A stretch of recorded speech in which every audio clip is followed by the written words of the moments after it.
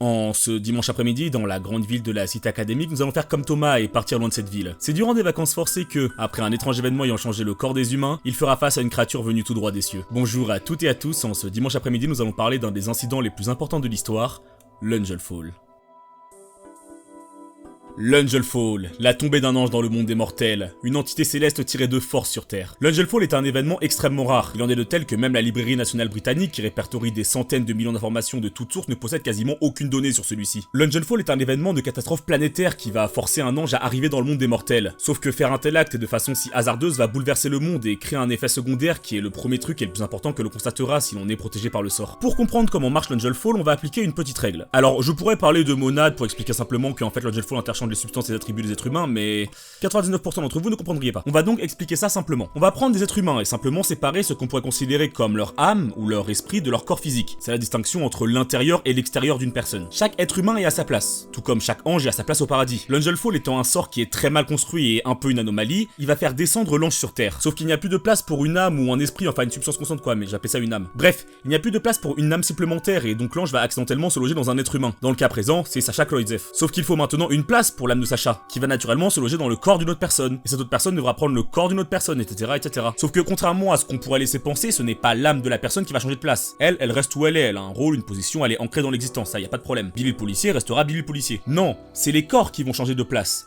Ainsi, la cousine de Thomas restera la cousine de Thomas, juste avec maintenant le corps de Misaka Mikoto, vous comprenez? Tout le monde doit se décaler pour faire de la place au nouvel individu. Et non, pour ceux qui se demandent pourquoi ça fait pas pareil à chaque naissance, c'est pas comme ça que ça marche. Le monde des humains, aussi appelé Malkuth dans l'arbre des Séphiros, c'est un circuit fermé. Le problème de l'Angel Fall survient en voulant introduire n'importe comment une entité hors de ce circuit fermé et la forcer à en faire partie. Ça fout le bordel. Si vous arrivez vraiment pas à comprendre, on va juste reprendre les paroles de Tsushi Mikado. Il suffit juste de vous dire que chaque personne doit jouer le rôle de quelqu'un d'autre, un peu comme dans une pièce de théâtre. Aogami doit jouer Index, Index doit jouer la mère de Thomas, etc., etc. Il est important de notifier que l'archange ne s'est pas incarné comme il le faut, étant donné que le sort était, d'après Tsushi Mikado, qui est un expert dans le domaine, incomplet. Comme c'est dit dans OT20, l'ange est apparu dans une forme imparfaite qui s'est nommée Misha. Je vais pas rentrer dans les détails, mais dans la Kabbale on divise le monde en 4 pour séparer les différents mondes spirituels et définir ceux qui sont le plus ou moins impactés par la lumière de Dieu. À cause de cette distorsion et comme vous le savez, les éléments ont été perturbés, de même que les archanges et également l'influence de Dieu. Ainsi, les anges ont pu se redonner un nom de leur propre volonté, ce qui de base est impossible et donc ont pu bypass les lois de Dieu. D'où le fait que l'archange Gabriel s'est nommé Misha. Et c'est d'ailleurs pour ça que tant que la distorsion est présente,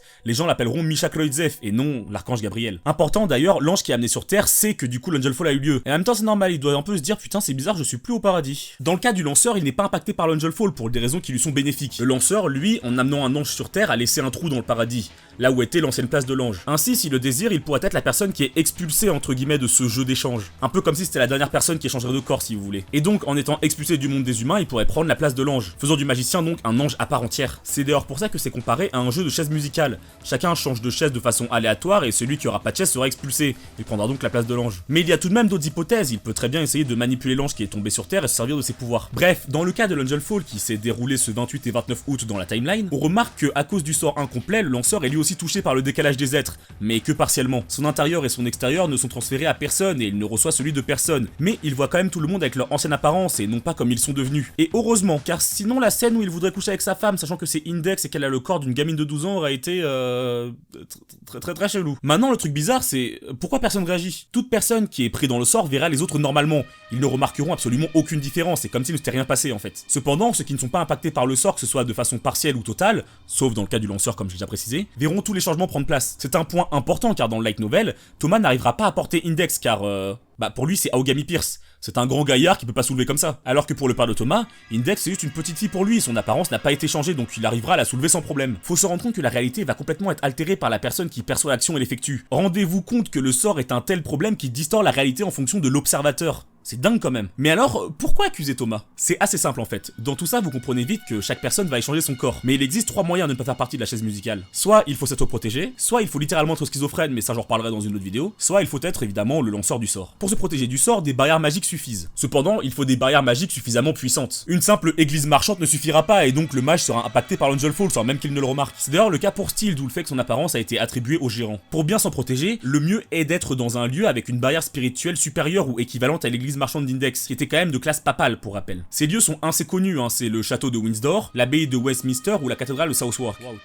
qui sont des lieux empreints de barrières et de protection magique. Tsushi Mikado par exemple était dans le château de Windsor quand c'est arrivé. Grâce à ça, il a pu avoir le temps d'ériger une barrière supplémentaire. Mais bon, hélas, ça n'a pas suffi, et même si son corps n'a été donné à personne, il a reçu l'extérieur de quelqu'un, la fameuse star qui avait des scandales sexuels sur le dos. Ça a donc totalement inversé l'effet, car là où ceux qui n'ont pas eu leur intérieur changé voient les changements chez les autres, ceux qui ont subi le changement voient ces mêmes personnes changer. Mais eux, ils voient pas entre eux les changements, alors que eux ont réellement changé. Mais Tsushi Mikado et Kanzaki, non. Bon, c'est un peu un bordel à comprendre, je vous l'accorde. Mais une fois qu'on a compris, c'est assez simple. Détail à raconter, Tsushi Mikado et Kanzaki n'ont pu se protéger que partiellement. Mais les mages qui étaient tout au fond d'un des 3 lieux que j'ai indiqués, eux, ont été protégés entièrement et n'ont donc rien subi, un peu comme Thomas. Mais bref, Thomas ne correspond à aucune des raisons que j'ai citées. Alors encore une fois, pourquoi accuser Thomas? Je veux dire, il ne peut pas faire de magie Thomas, pourquoi l'accuser lui? Eh bien, celui qui a lancé le sort n'est pas impacté par le changement d'apparence, comme je l'ai dit, donc naturellement on se tourne vers les personnes qui n'ont pas changé d'apparence. L'Angel Fall ne s'est pas effectué aléatoirement et de façon discontinue sur le monde, mais s'est propagé telle une onde de choc à une vitesse assez raisonnable pour pouvoir le remarquer. Ainsi, avec un calcul simple en sachant à quel moment l'effet a eu lieu dans divers endroits, on peut facilement repérer le lieu de propagation. Et il se trouve que ce lieu de propagation est littéralement l'emplacement de Thomas. C'est littéralement à l'emplacement de Thomas que tout a commencé, et tout s'est propagé sur le reste du monde. La raison est assez simple, hein, le père de Thomas avait placé tous les objets pour attirer de la chance pour son fils. Ça a lancé le sort depuis sa position donc. Normal. Et c'est une des raisons dans le light novel de pourquoi Tsushi Mikado et Kanzaki vont voir Thomas, car ils pensent que celui qui a lancé le sort va sûrement essayer de rentrer en contact avec lui vu qu'il le connaît et a lancé le sort depuis Thomas, bien que cela soit évidemment involontaire. Maintenant, la question qu'on peut se poser c'est comment l'Angel Fall a pu se déclencher. Je veux dire, c'est pas rien quand même de ramener une entité céleste sur Terre. C'est littéralement du jamais vu. Même quand Index et Komoe ont pratiqué un sort de soin pour essayer de soigner Index, elles n'ont pas invoqué un ange, elles ont invoqué l'image d'un ange. Pour la symbolique que ça accorde, pour le pouvoir de protection, de soin que ça donne. Aucun ange n'a été invoqué, ça n'a jamais été fait. Et bien dans OT20, on apprend que les éléments sont hautement perturbés. Vento, symbole du jaune et de l'archange Uriel, est associé au vent, alors que Terra, symbole du verre et de l'archange Raphaël, est associé à la terre. Le problème est que, en fait, c'est pas censé être le cas. Normalement, ça a toujours été l'inverse. Le vent est associé à Raphaël et la terre à Uriel. Là où il serait logique, comme se le dit Vento, que c'est à cause de l'Angel Fall qui aurait perturbé les éléments en faisant tomber un ange sur Terre, Fiamma nous apprend que non.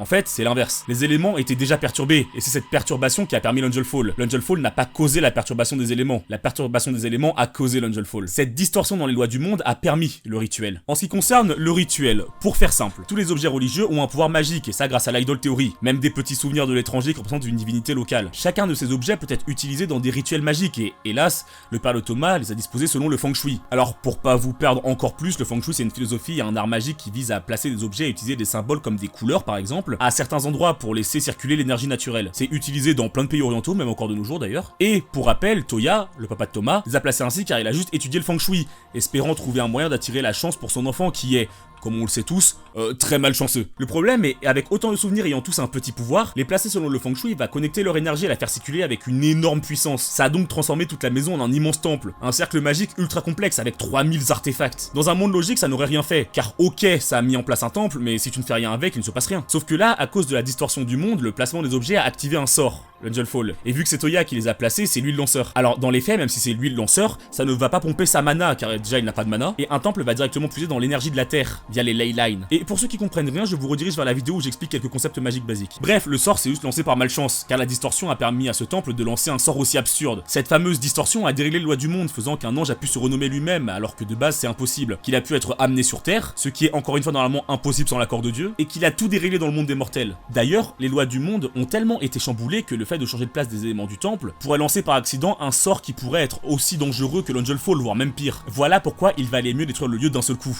Et ça, l'archange Gabriel était au courant et, ne pouvant pas déterminer avec exactitude la situation, avait deux choix. Soit tuer le lanceur pour arrêter le sort, soit détruire le lieu. Sauf que l'archange a décidé de le faire de façon un peu extrême en voulant, grâce à la lune qu'il a utilisée comme cercle magique, créer une pluie torrentielle comme le déluge pour tout détruire. Après tout, s'il n'y a plus rien sur Terre, le lanceur et le temple disparaîtront, non? C'est l'un des deux seuls moyens de stopper l'Angel Fall. Soit détruire le lieu de rituel, soit déglinguer celui qui a lancé le sort. D'ailleurs, pour ceux qui se demandent, une fois l'Angel Fall arrêté, toute personne qui a été prise dans le sort perdra la mémoire de ce qui a impliqué l'ange qui a été amené. En gros, il repart avec les souvenirs de son apparition. Les seules personnes qui gardent la mémoire de leur rencontre sont ceux qui se sont au moins partiellement protégés du sort, donc Thomas, Kanzaki et Tsushi Mikado. Et donc oui, le père de Thomas ne se souvient pas avoir vu l'archange Gabriel. Et heureusement quelque part. Maintenant, comment l'archange Gabriel a pu être invoqué durant la 3ème guerre mondiale et ce de façon stable? Souvenez-vous, je vous l'ai dit, Sacha Klodzev a eu son corps volé par l'archange Gabriel qui était donc dedans. Ainsi, une fois l'Angel Fall terminé, Sacha a pu récupérer son corps, normal. Sauf que les anges chrétiens sont composés de télesma, une forme d'énergie qui couvre l'intégralité du paradis. Le mana du paradis, comme j'aime bien l'appeler. Ainsi, Gabriel a malencontreusement laissé des résidus de télesma dans le corps de Sacha, et ce en grande quantité, et en même temps abriter un archange qui en est entièrement composé et opérer une fusion entre cet ange et ton corps. Ah, ça doit laisser pas mal de traces. Voilà pourquoi Sacha est capable de posséder au sein de son corps une quantité de télesma dépassant celle d'un humain normal. Fiamma, lui, a été intelligent. Il a copié les principes de l'Angel Fall, mais cette fois de façon beaucoup plus contrôlée, et avec l'aide du corps de Sacha, qui a le télesma de Gabriel, a pu invoquer l'ange, mais cette fois avec son corps. Donc, pas de problème dans la balance des êtres, et donc pas d'effet secondaire. Voilà comment un simple père qui voulait aider son enfant a hautement participé à la mise en place de la 3ème guerre mondiale. Merci Toya. Et voilà, j'espère que cette plutôt longue vidéo vous aura plu. Elle était riche en informations, et OT4 est un tome que j'aime beaucoup et qui met en place plusieurs éléments surnaturels qui serviront tout au long de l'œuvre. Et sachez que j'en reparlerai, forcément. Merci aux tipeurs du mois, et notamment à Leroy l'imbécile et à Thor. Merci à vous de financer la chaîne les gars. Moi, je vous laisse et je vous dis à très bientôt pour la prochaine vidéo de la Cité Académique. Ciao.